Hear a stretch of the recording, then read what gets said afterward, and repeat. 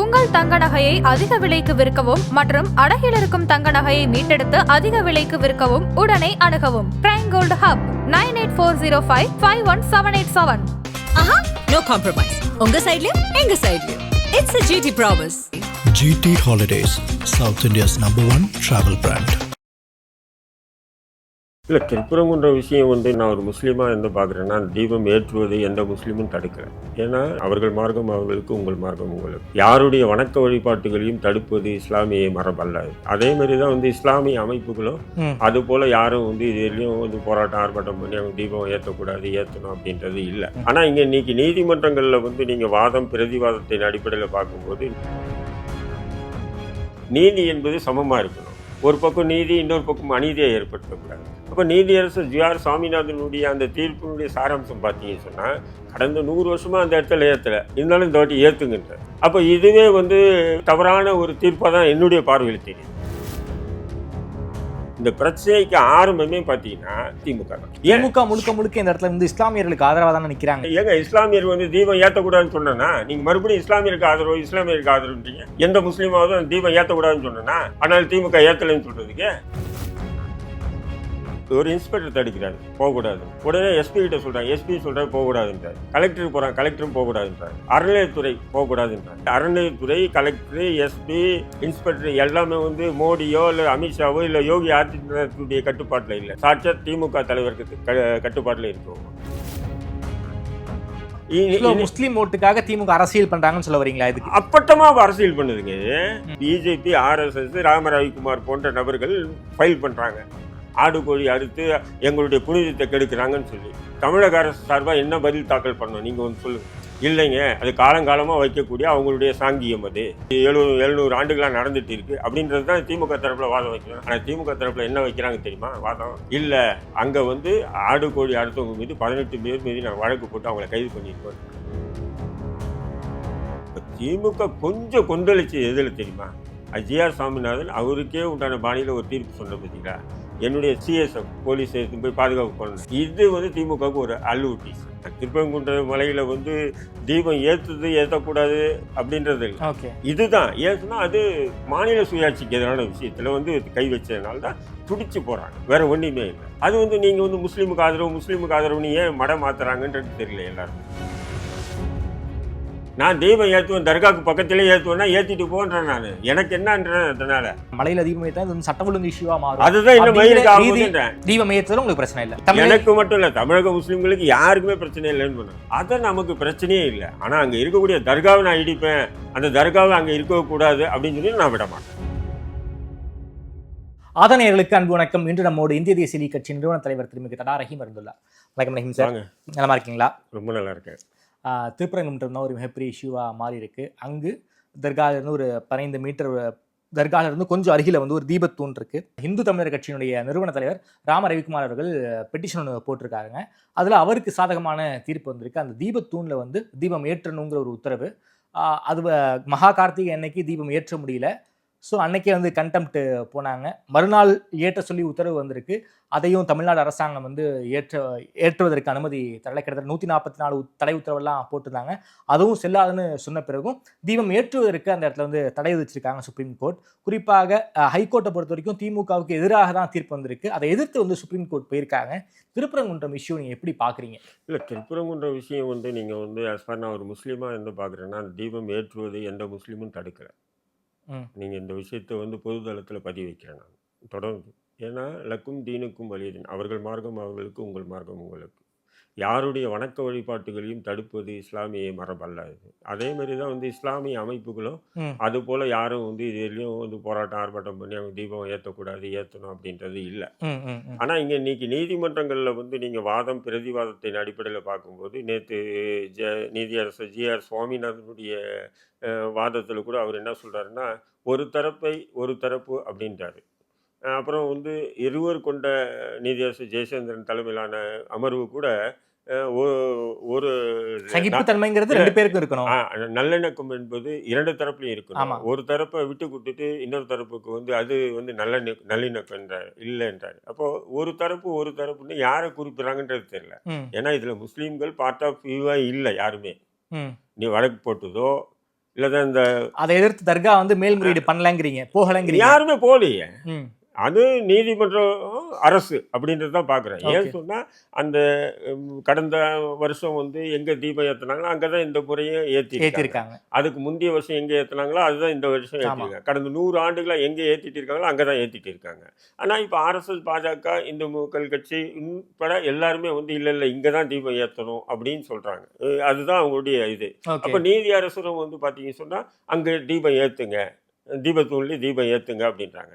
நான் என்ன சொல்கிறேன், நீதியரசர்கள் தீர்ப்பு வழங்குவது என்பது சாட்சிகளும் ஆதாரங்களையும் முன்னிலைப்படுத்தி தான் தீர்ப்பு வழங்கணும். ஓகே. மனசாட்சி அடிப்படையில் சொல்லக்கூடாது. அவர் ஜே.ஆர். சாமிநாதன் வந்து அவர் வந்து இப்படி தீர்ப்பு சொன்னார், நாளைக்கு இன்னொரு கிறிஸ்தவர் வந்து அவருக்கு சாதகமாக தீர்ப்பு சொல்லிட்டார், இன்னொரு முஸ்லீம் வந்து அவருக்கு சாதகமாக தீர்ப்பு சொன்னார்னா அது நீதித்துறைக்கே ஒரு அவமானமாக போயிடும். புரியுதுங்களா? நீதி என்பது சமமாக இருக்கணும். ஒரு பக்கம் நீதி, இன்னொரு பக்கம் அநீதியை ஏற்படுத்தக்கூடாது. அப்போ நீதியரசர் ஜே.ஆர். சாமிநாதனுடைய அந்த தீர்ப்பினுடைய சாராம்சம் பார்த்தீங்கன்னு சொன்னால் கடந்த 100 வருஷமாக அந்த இடத்துல ஏற்றலை, இருந்தாலும் இந்த வாட்டி ஏற்றுங்கன்றார். ஆமா. அப்போ இதுவே வந்து ஒரு தவறான ஒரு தீர்ப்பாக தான் என்னுடைய பார்வையில் தெரியுது. ஏன்னு சொன்னீங்கன்னா சட்டம் ஒழுங்குக்கு நீதித்துறை ஒரு பொறுப்பாகிடக்கூடாது. வேற எந்த பிரச்சனைக்கும் நீதித்துறையே ஒரு பொறுப்பாகக்கூடாது.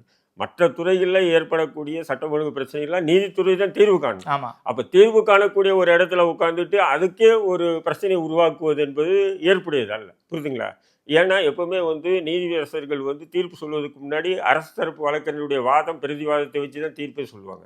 70 விழுக்காடு அரசு தரப்புடைய வாதத்தை உள்வாங்கிட்டு தான் தீர்ப்புகளே இருக்கும் எல்லாமே. ஏன்னு சொன்னால் நாம் இங்கே உட்காந்து தீர்ப்பு சொல்லிடுறோம், நாளைக்கு தீர்ப்பு சொல்லிட்டா அது ஒரு சட்டம் ஒழுங்கு பிரச்சனை வேறு மாதிரியாக மாறிடுமோ, அப்போ அரசு என்ன சொல்லுது அந்த அடிப்படையில் நம்ம தீர்ப்பு சொல்லுவோம்னு சொல்லிட்டு தான் அது வந்து பாதிக்கப்பட்டவனுக்கு எதிராக கூட அமைஞ்சிருக்கு நிறைய தீர்ப்புகளை நான் சொல்லுவேன். ஆனால் ஜே.ஆர். சாமிநாதன் வந்து அப்படி ஒரு தரப்பு தீர்ப்பே சொல்கிறார் அவர், அது வேற விஷயம். இருந்தாலும் இதில் இஸ்லாமியர்களுடைய பங்களிப்பே இல்லை. ஆனால் போது நீதிமன்றத்தில் ஏன் இப்படி பேசுனாங்க அப்படின்றது தான் என்னுடைய கேள்வி. அப்போ திமுக வந்து வாதத்தை அப்படி வச்சிருக்கு. எப்படி வச்சிருக்கலாம், இது வந்து இன்னொரு தரப்பு வந்து எதிராக அமைஞ்சிடும் அப்படின்னு வாதம். ஏன் அந்த வாதத்தை திமுக வச்சு, இதுதான் என்னுடைய கேள்வி. இந்த பிரச்சனைக்கு ஆரம்பமே பார்த்தீங்கன்னா முற்றுப்புள்ளியை வச்சது யாருன்னா திமுக தான். எப்படி சொல்றீங்க? திமுக முழுக்க முழுக்க இந்த இடத்துல வந்து இஸ்லாமியர்களுக்கு ஆதரவா தானே நிக்கிறாங்க. எங்க இஸ்லாமியர்களுக்கு ஆதரவா? இஸ்லாமியர்கள் என்ன, எங்க இஸ்லாமியர் வந்து தீபம் ஏற்றக்கூடாதுன்னு சொன்னா நீங்க மறுபடியும் இஸ்லாமியருக்கு ஆதரவு இஸ்லாமியருக்கு ஆதரவுன்றீங்க. எந்த முஸ்லீமாவது தீபம் ஏற்றக்கூடாதுன்னு சொன்னா ஆனால் திமுக ஏற்றலைன்னு சொல்றதுக்கு ஆதரவா? எப்படி ஆதரவுன்னு சொல்றீங்க நீங்க? சரி, இந்த பிரச்சனைக்கு திமுக எப்படி காரணம்னு சொல்ல வரீங்க? எப்படி காரணம்னு சொன்னீங்கன்னா அந்த மலை வந்து பார்த்தீங்கன்னா சிக்கந்தர் பாதுஷா தர்கா இருக்கு. தர்கா என்பது ஓப்பனாக சொல்லணும்னா உங்கள் பாஷையில் சொன்னால் சுடுகாடு. ஆமாங்க, அடக்கஸ்தலம் தானே அது. அடக்கஸ்தலத்தை தான் என்ன பண்ணுவீங்க நீங்கள்? என்ன சொல்லுவீங்க? ஜீவ சமாதின்னு சொல்லுவாங்க. சுடுகாடுன்னு சொல்லுவீங்களா இல்லையா? பொதுப்படையான வார்த்தை. ஒரு ஆன்மீக பெரியவர் அந்த இடத்துல வந்து அடக்கமா இருக்காருன்னா அதை வந்து சுடுகாடுன்னு நம்ம பச்சையா சொல்ல மாட்டோம், அது வந்து அடக்கஸ்தலம், ஜீவசமாதி அப்படின்னு தான் சொல்லுவோம். சமாதி கோயில் அப்படின்னு சொல்லுவோம். அப்ப ஒரு சுடுகாடுக்கு பக்கத்துல வீடு கட்டுறதே அபசகுணம்னு பார்க்கக்கூடிய இந்து மக்கள் தான் பெரும்பான்மையா இருக்காங்க போது, அப்ப தீபத்தூண்ல தான் அந்த இடத்துல தான் வந்து தீபம் ஏத்தனைன்னு சொல்றது அதுவே சனாதன கோட்பாட்டுக்கு எதிரானதாக அமைது. அதனால தான் 100 ஆண்டுகளாக வந்து பெரிய காஞ்சி சங்கர பெரியவர்கள் காஞ்சி சங்கராச்சாரிக்கும் இவர் விஜயேந்திரா இருக்கட்டும் ஜெயேந்திரா இருக்கட்டும் இந்த விஷயத்துல அவங்க மூக்கு நுழைக்கலையே. ஏன்னு சொன்னால் விட்டு ஒதுக்கிட்டாங்க. ஏன்னு சொன்னால் அது கரெக்டு தான், அது அந்த இடத்துல வந்து அடக்க ஸ்தலம் அவங்களுக்கு தெரியும், விட்டாங்க. பட் இந்த இடத்துல வந்து பிஜேபி அரசியல் பண்ணுது. அப்போ திமுக என்ன பண்ணு சொன்னால் இந்த ஆடு கோழி அறுக்கூடாதுன்னு பிரச்சனை வந்து இல்லை. சரி, அதிமுக ஆட்சியில் அந்த பிரச்சனை வந்து தான் நான் கேட்குறவங்கள இல்லை அடுத்துட்டு தானே இருந்தாங்க. யாராவது தடுத்தாங்களா? போலீஸ் தடுத்துதா? அறநிலையத்துறை தடுத்தாங்களா? திமுக ஆட்சி வந்தோடனே போலீஸ் தான் தடுக்குது. ஒரு இன்ஸ்பெக்டர் தடுக்கிறாரு போகக்கூடாதுன்னு, உடனே எஸ்பி கிட்ட சொல்கிறாங்க, எஸ்பியும் சொல்கிறாரு போகக்கூடாதுன்றாரு. கலெக்டருக்கு போகிறாங்க, கலெக்டரும் போகக்கூடாதுன்றாங்க. அறநிலையத்துறை போகக்கூடாதுன்றாங்க. அப்போ அறநிலையத்துறை, கலெக்டரு, எஸ்பி, இன்ஸ்பெக்டர் எல்லாமே வந்து மோடியோ இல்லை அமித்ஷாவோ இல்லை யோகி ஆதித்யநாத்துடைய கட்டுப்பாட்டில் இல்லை. நல்லா புரிஞ்சுக்கணும். சாட்சாத் திமுக தலைவருக்கு கட்டுப்பாட்டில் இருக்கா இல்லையா? முதல்வர் கட்டுப்பாட்டில், முதல்வருடைய கட்டுப்பாட்டில் இருக்குங்க. அப்போது இந்த விஷயத்தை அன்னைக்கு வந்து என்னாச்சுன்னா அங்கே உள்ள சில முஸ்லீம்கள் வந்து ஏன் எங்களை மேலே விட மாட்டேன்றீங்கன்னு சண்டை போட்டாங்க. அவ்வளோதான். ஒரு போராட்டம் மாரி, சின்ன போராட்டம், ஒரு 50 பேர் 25 பேர் இவ்வளோ தான். அதன் பிறகு இந்த இஷ்யூவை பீஸ் கமிட்டி வைக்கிறாங்க. பீஸ் கமிட்டி வச்சு நீதிமன்றத்துக்கு போன யார்? திமுக. நீதிமன்றத்தில் போய் பாஜக திருப்பரங்குன்றத்தை வச்சு திமுக தான் அரசியல் செய்கிறாங்க. 100% பாஜக அரசியல் செய்யலையா? பாஜக பண்ணுது, திமுக சமமாக பண்ணுது. எப்படி வந்து கரூர் 41 படுகொலைக்கு வந்து திமுக அரசியல் பண்ணிச்சோ நிர்வாண அரசியல், அதேமாரி டிவிக்கவும் பண்ணிச்சு. அதேமாரி தான் இங்கே வந்து பாஜகவும் பண்ணுது, திமுகவும் பண்ணுது. இதுதான் நீங்கள் நீங்கள் இன்னொரு விஷயம் நீங்கள் இது திரும்ப திரும்ப கேட்கறது என்னென்னா, இதில் ஏன் திமுக அப்படி மூக்கணும் இருக்குன்னா, ஏன் இப்படி பண்ணணுன்றது தான். ஒரு கோடு இருக்குன்னா அந்த கோடை அழிக்க முடியாது தாமரை. பக்கத்தில் பெரிய கோடாக ஒன்று போடணும். இன்றைக்கி என்ன இருக்குன்னு சொன்னால் 2024 வகுப்பு திருத்த சட்டம் இருக்குது பார்த்தீங்களா, ஆமாம். மத்திய அரசு பாஜக கொண்டு வருது. இதை கடுமையாக எதிர்த்து திமுக தான் அப்படின்ற மாதிரி ஒரு பிம்பத்தை முஸ்லீம்கள் மத்தியில் ஏற்படுத்தி திமுக தான் மிக கடுமையான எதிர்த்திருக்காங்க. இதனால 2 எம்பிக்களை வந்து இந்த கூட்டத்தில இருந்தே ஒதுக்கி வச்ச நாடாளுமன்ற அந்த இதுல இருந்து இந்த வக்பு திருத்த சட்டத்துக்கான அந்த ஆலோசிக்கிற குழுல இருந்து 2 பேரை வெளியே அனுப்பிச்சு வச்சாங்க. ஒன்னு ஆராசா, இன்னொருத்தர் வந்து எம்எம் அப்துல்லா. 2 பேருமே வந்து ஒதுக்கி வச்ச சம்பவம் நடந்திருக்குல்ல. அப்படி ஒரு ஏற்படுத்தினாங்க. இன்னைக்கு இந்தியாவில் முதல் முறை வக்பு திருத்த 2024 அமல்படுத்தப்பட்டது. நேற்றுலேருந்து ஆரம்பமாயிடுச்சு. என்ன சொல்றீங்க? என்ன சொல்றீங்க? தமிழ்நாட்டில் எப்படி, தமிழ்நாட்டில் எப்படி மத்திய அரசு கொண்டு வந்த அந்த வக்பு திருத்த 2024 வக்பு திருத்த மசோதாவை தமிழ்நாட்டில் அமல்படுத்திட்டாங்க. எப்படி அமல்படுத்துறாங்க? எப்படி அமல்படுத்திட்டாங்கன்னா, மத்திய அரசு என்ன சொல்லிச்சு அந்த அடிப்படையில் பண்ணியிருக்காங்க. என்ன பண்ணியிருக்காங்க? அது மட்டும் இல்லை, நேற்றுலேருந்து இன்ன வரையிலும் என்ன நடக்குதுன்னு சொன்னா, வக்பு போர்டில் அந்த முத்தவல்லிகள் என்கின்ற அந்த தலைவர்கள் இருக்காங்கல்ல, அவங்க இந்த புதிய வக்பு திருத்த சட்ட மசோதாவுக்கு எதிராக அவங்க யாரும் வந்து கலந்துக்கலாம், அவர்களை தூக்கிவிட்டு புது ஆள்களை நியமனம் பண்ணுங்க, அதை பண்ணிட்டு உட்காந்துருக்காங்க. அப்போ இந்த விஷயம் எல்லாமே இஸ்லாமிய தலைவர் ஜவஹர்லாலுக்கு தெரியாதா? தெரியும். முஸ்லீம் லீக் தலைவர் காதர் மொய்தீனுக்கு தெரியுமா? தெரியாதா? தெரியும். ஆனால் இவங்க என்னன்னு சொன்னால், இதை பற்றி நம்ம வாயை திறந்தோம்னா சமூகத்தினுடைய வாக்குகள் திமுக கூட்டணிக்கு வராது. திமுக கூட்டணி தான் நம்ம அங்கே வைக்க போகிறோம். ஏதோ சில பல எம்எல்ஏக்கள் சில பல விஷயங்களுக்காக மூடி மறைக்கிறாங்க. ஓகே. அப்போ முஸ்லீம் ஓட்டுக்காக திமுக அரசியல் பண்றாங்கன்னு சொல்ல வரீங்களா? இதுக்கு அப்பட்டமா அரசியல் பண்ணுதுங்க. இந்த திருப்பரங்குன்ற விஷயத்தை ஏங்க நீதிமன்றத்தில் போய் அதாவது பிஜேபி, ஆர்எஸ்எஸ், ராம ரவிக்குமார் போன்ற நபர்கள் ஃபைல் பண்றாங்க. ஆடு கோழி அறுத்து எங்களுடைய புனிதத்தை கெடுக்கிறாங்கன்னு சொல்லி தமிழக அரசு சார்பாக என்ன பதில் தாக்கல் பண்ணணும்? நீங்கள் ஒன்று சொல்லுங்க. இல்லைங்க, அது காலங்காலமாக வைக்கக்கூடிய அவங்களுடைய சாங்கியம். அது வருஷத்துக்கு ஒரு தடவை அந்த சந்தனக்கூடு நடத்துவாங்க, கந்தூரி விழா நடத்துவாங்க. அப்போது நடத்துறது 700 ஆண்டுகளாக நடந்துட்டு இருக்கு அப்படின்றது தான் திமுக தரப்பில் வாதம் வைக்கணும். ஆனால் திமுக தரப்பில் என்ன வைக்கிறாங்க தெரியுமா வாதம்? இல்லை, அங்கே வந்து ஆடு கோழி அறுத்தவங்க மீது 18 பேர் மீது நாங்கள் வழக்கு போட்டு அவங்கள கைது பண்ணியிருக்கோன்றாங்க. அப்போது ஆடு கோழி அறுக்கிற விஷயத்தை அங்கே நடக்கவே இல்லை, நடந்தால் சட்ட ரீதியாக நடவடிக்கை எடுத்திருக்கும்னு சொல்லி திமுகவை அதாவது வாக்குமூலம் கொடுங்க நீதிபதி கிட்ட. ஸோ இந்த திருப்பரங்குன்ற இஷ்யூவை பொறுத்த வரைக்கும் முஸ்லீமுடைய நிலைப்பாடு என்ன? ஏற்றுட்டும் ஏற்றாமல் போட்டோம், நமக்கு என்னன்னு இருக்காங்க. சரி, ஓப்பனாக சொல்லணும், அப்படி தான் இருக்காங்க. அது அவங்களுடைய வணக்க வழிபாடு. ஏற்றுட்டோம் ஏற்றாமல் போட்டோம். அங்கே இருக்கக்கூடிய தர்காவை வந்து இடம்பெயர்த்து வேறு இடத்துல வைக்கணும்னு சொல்லி இவர் சொன்னார் இல்லை, எச்ராஜா. கடந்த முறை பேசும்போது அங்கே இருக்கிற தர்காவை தூக்கிடணும் அப்படின்னார்ல. தூக்குனாங்கன்னா நான் பிரச்சனை பண்ணுவேன். புரிதுங்களா உங்களுக்கு? அந்த இருக்கக்கூடிய தர்காவை தூக்குறாங்கன்னு சொன்னால் நாங்கள் பிரச்சனை இறங்குவோம். நாங்கள் அது வேறு விஷயம். அதே நேரத்தில் வந்து அங்கே இருக்கக்கூடிய தீபத்தூள்லையோ இல்லை மற்ற இடத்துலையோ தீபம் ஏற்றுறாங்க, அது வணக்க வழிபாடு. ஒரு சமூகம், ஒரு குறிப்பிட்ட மக்களுடைய வணக்க வழிபாடுனா அதில் தலையிறதுக்கு எங்களுக்கு எந்த உரிமை, மார்க்கமே எனக்கு அனுமதிக்கலையே. அப்படி இருக்கும்போது நான் எப்படி எதிராக போராடுவேன்? ஆனால் திமுகவுடைய அப்பட்டமான இரட்டை முக அரசியலை அம்பலப்படுத்துறது தான் என்னுடைய வேலை. இன்றைக்கி வக்பு திருத்த சட்ட மசோதாவை தமிழ்நாட்டில் அமல்படுத்திட்டாங்க மத்திய அரசு. அப்போ எந்த மக்களுக்கு நீங்கள் வந்து சமுதாய மக்கள் எல்லாம் திரட்டி நீங்கள் வந்து போராட்டம் பண்ணீங்க? ஏன் அப்படி ஒரு போலி முகமடியே முஸ்லீம்களுக்கு ஆதரவான நிலைப்பாடுன்னு சொல்லிட்டு எடுத்துகிட்டு இருக்கீங்க? இப்போ எஸ்ஆரை நாங்கள் எதிர்ப்போன்னு சொல்லிட்டு தமிழக பிஎல்ஓக்கள்லாம் யார்? தமிழக அரசு அதிகாரிகள். இதே வெஸ்ட் பெங்காலில் என்ன பண்ணா, கேரளாவில் என்ன பண்ணா? நாங்கள்லாம் கணக்கெல்லாம் எடுக்க முடியாது, அப்படி மிஞ்சினா மத்திய அரசு வந்து எடுத்துக்க சொன்னாங்களா இல்லையா? அந்த மாதிரி திமுக சொல்லிச்சா? முந்திக்கிட்டு வேலை செய்கிறாங்க பிஎல்ஓக்கள்.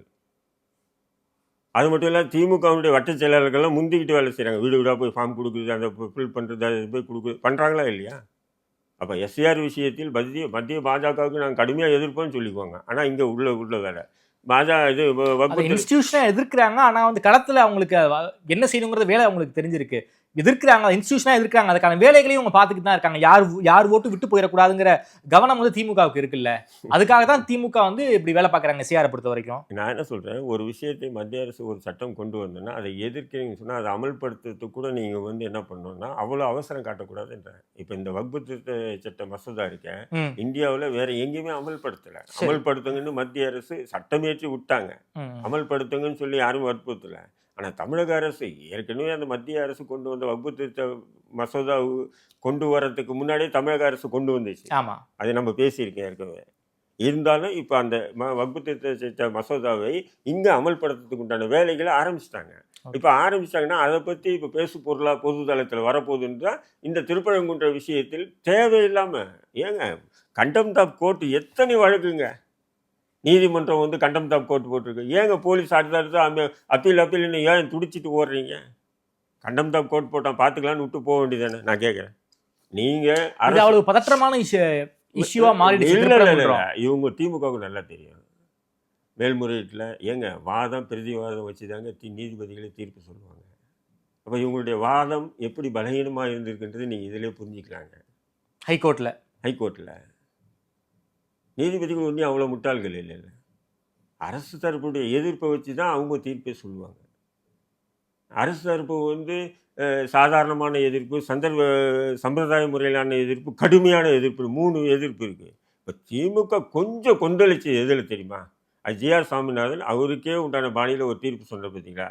என்னுடைய சிஎஸ்எஃப் போலீஸ் எடுத்து போய் பாதுகாப்பு பண்ணணும். இது வந்து திமுகவுக்கு ஒரு அல்லூட்டிச்சு. என்னன்னு சொன்னால் அது ஒரு மாநில சுயாட்சிக்கு எதிரான விஷயம். இதை விடக்கூடாது. இதுக்கு தான் இப்போ கொந்தளி. நீ பாராளுமன்றத்தில் அதை பற்றி தான் பேசு. திருப்பரங்குன்ற மலையில் வந்து தீபம் ஏற்றக்கூடாது அப்படின்றது இல்லை. ஓகே, இதுதான் ஏன் சொன்னால் அது மாநில சுயாட்சிக்கு எதிரான விஷயத்தில் வந்து கை வச்சதுனால தான் துடிச்சு போகிறாங்க. வேற ஒன்றுமே இல்லை. அது வந்து நீங்கள் வந்து முஸ்லீமுக்கு ஆதரவுன்னு ஏன் மடம் மாற்றுறாங்கன்றது தெரியல எல்லாருமே.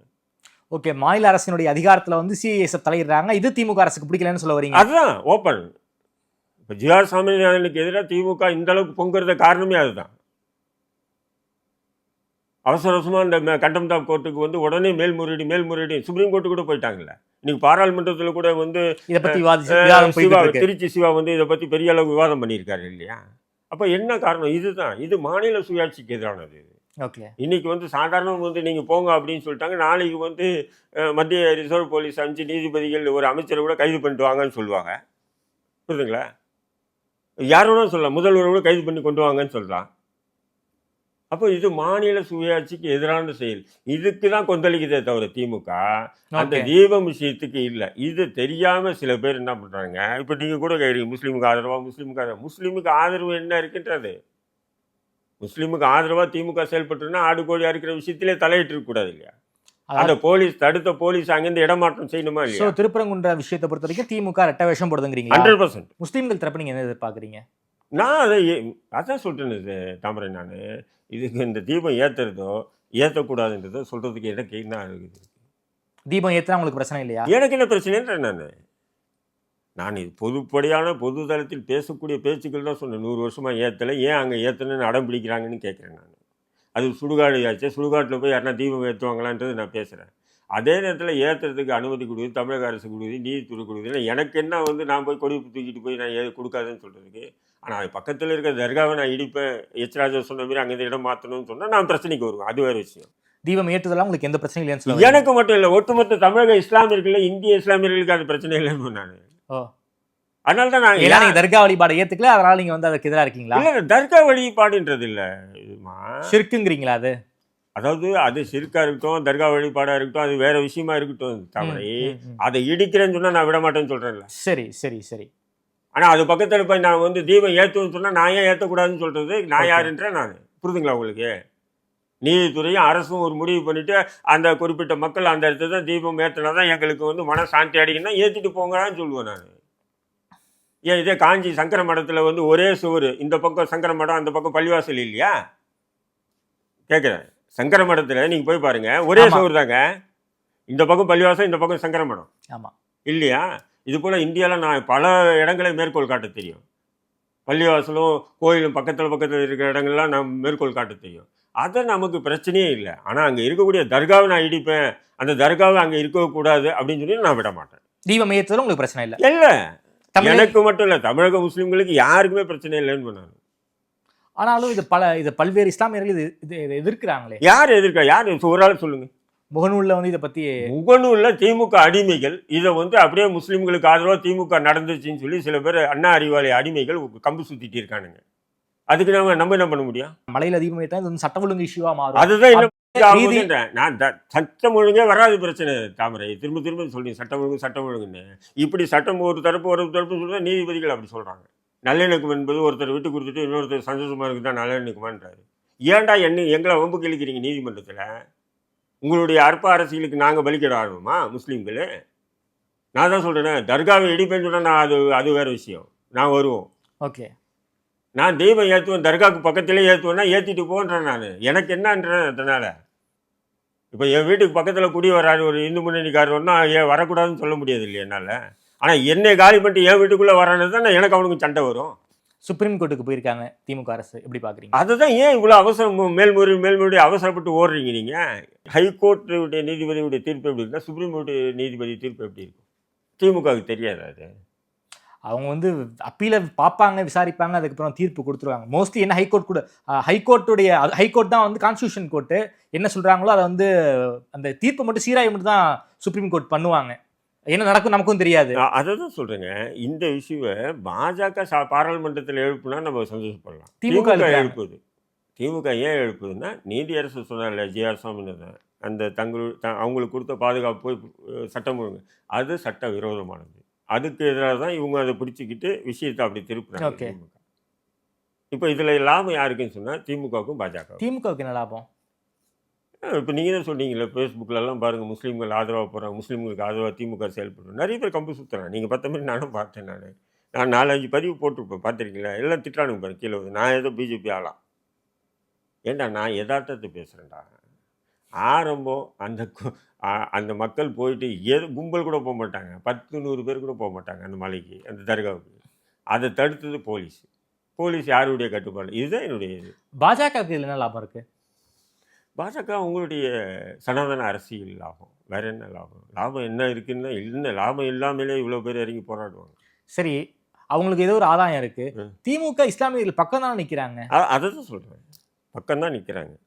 பக்கமாக நின்று தான் எல்லாத்தையும் குழி தோண்டி பிஜேபி ஆச்சும் வரானேன்னு சொல்லி கொஞ்சம் உஷாராக இருப்பானா முஸ்லீம். இவன் தூரக்கு பின்னாடி இருந்து குத்தி பள்ளத்தில் தோண்டிகிட்டே இருக்கான், புதைச்சிட்டே இருக்கான்.